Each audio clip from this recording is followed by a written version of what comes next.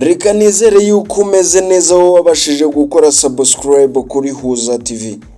Naho utari wabasha kubikora ariko ukaba ugiye kubikora, nawe ugira ibihe byiza. Ni iby'agaciro gakomeye cyane ko barasize support yawe ya subscribe kuri Huza TV.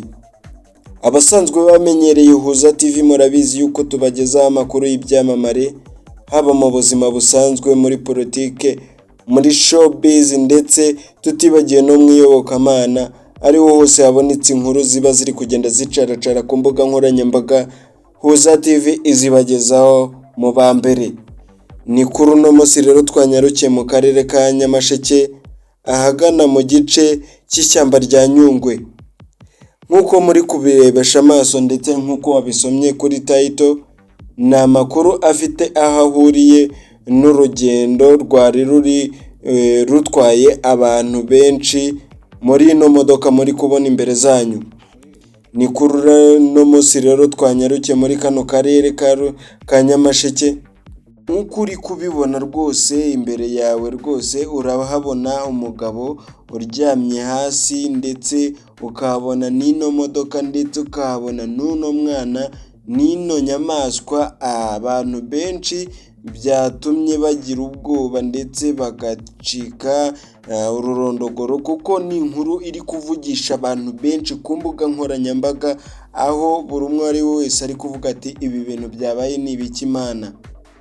Kuko iyi modoka ubwo yavaga mu karere rwose ka Kamonyi ikerekeza mu karere ka Rusizi, ikigera mu karere ka Nyamasheke niho ibi bintu byabereye.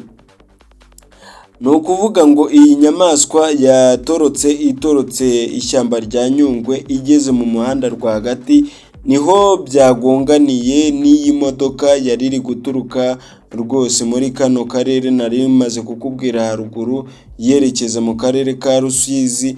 Nibwo habayemo iri sanganya, maze abantu bari gushaka kuba batoroka bitewe n'uko iyi modoka yakubiswe umutwe n'ino nyamaswa.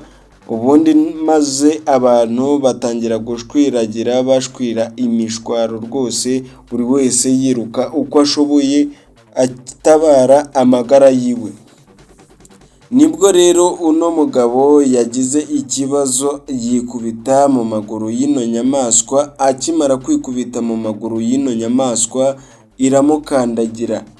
Ikimukandagira niho haje rero umwana wiwe ari gushaka kumutabara, nawe bimugendekera gutyo, ariko gusa ntago bakomeretse bikomeye cyane, kuko bikimeze gutyo nibwo haje inzego zishinzwe iby'inyamaswa mu ishyamba rya Nyungwe riyisubizayo, ndetse aba bantu nabo babasha kuba babajyana kwa muganga, bakaba bari kwitabwaho n'abaganga.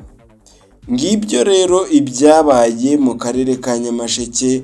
Icyo nagusaba wowe ni ugukora subscribe kugira ngo tuzajye duhura mu nkuru zigiye zitandukanye Huza TV igenda igutegurira umunsi ku munsi. Icyo nagusaba ni ugukora subscribe, ugakanda no kuri iyo nzogera notification, kugira ngo amakuru agiye aboneka iyo ari yo yose ntagucike, akugereho mu ba mbere.